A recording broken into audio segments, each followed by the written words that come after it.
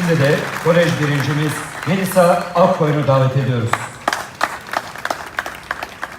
Değerli okul müdürüm, okul idaresi, sevgili öğretmenlerim, saygıdeğer veliler ve arkadaşlarım.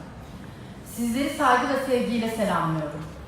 Bugünkü konuşmama, bu özel gecemizde bizleri yalnız bırakmayıp gecemizi onurlandıran siz değerli velilerimize ve sevgili öğretmenlerimize çok teşekkür ederek başlamak istiyorum. İnsanların nasıl kişiliklerinin oluştuğu yer okullardır. Eğitim, okulun bize kattığı şeylerin yalnızca bir parçasıdır. Biz bu sıralarda vicdanı, samimiyeti, fedakarlığı ve dostluğu öğreniyoruz. İyi ya da kötü, herkes bir şekilde payını alıp ayrılıyor eğitim hayatının bu bölümünden. Benim için başarı, şu an burada okul birincisi olarak konuşmak ya da en iyi üniversiteyi kazanmak değildir. Elbette ki bunlar da bizlere ayrı bir gurur ve kişisel tatmin sağlamaktadır. Ancak benim için başarı, iyi bir doktor olduğumda insanların gözlerindeki mutluluğa şahit olabilmektir.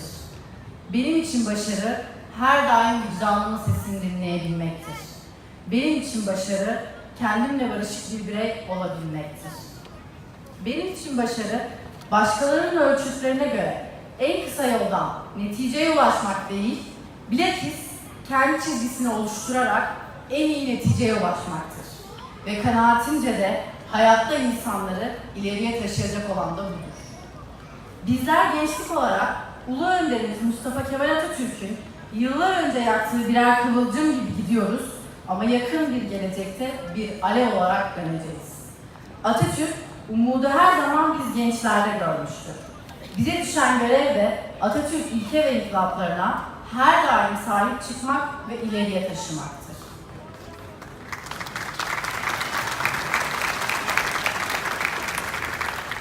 Eğitim hayatında ilkokuldan başlayarak bugüne kadar bana emek vermiş olan, hala da emek veren bütün öğretmenlerime teşekkürü borç biliyorum. Siz değerli insanların emeklerini asla ödeyemem. Değerli okul müdürüm, sevgili öğretmenlerim, saygıdeğer veliler ve arkadaşlarım. Şimdi sıra benim için en önemli kısma geldi. Bugün burada beni yalnız bırakmayarak, şu an karşımda oturan ve maneviyatlarını her daim bana yürekten hissettiren Tuğba teyze ve İbrahim amcama, Fatoş teyze ve Erhan amcama buradan çok çok teşekkür ediyorum. Ve yine şu an karşımda gururla oturan, mutlu ve duygulu gözlerle beni dinleyen biricik anneme, canım babama ve bir tanem Songül teyzeme çok çok teşekkür ediyorum.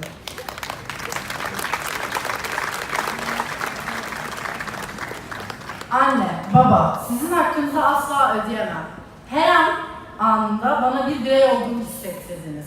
Bana değer verdiniz, beni saydınız ve en önemlisi karşılıksız sevdiniz. Ve ne zaman olursa olsun yanımdaydınız ve hala yanımdasınız. Baba, sen her zaman yanımda olamadın işin dolayısıyla. Ama varlığınla her daim bir gölge gibi yanımda oldun.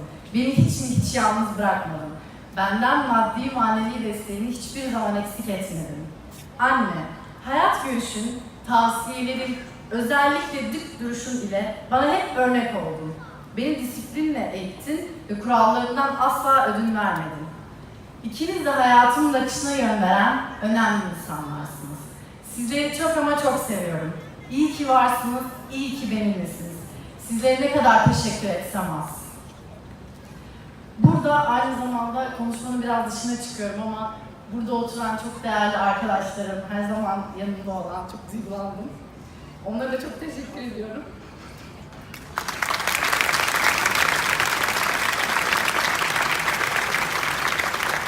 Şu an yanımda olan, olmayan bütün arkadaşlarıma hepinizi gerçekten çok seviyorum, çok teşekkür ediyorum. Konuşmanın sonunu getireyim anlamadan. Sözlerimi burada tamamlarken mezun olan tüm arkadaşlarıma üniversite sınavında başarılar diliyorum ve hepsinin eminim ki çok iyi dereceleri gelecek ve hepsi çok iyi yerlerde olacak. Benim yeni hayatlarında her şeyden önemlisi mutluluk ve sağlık diliyorum.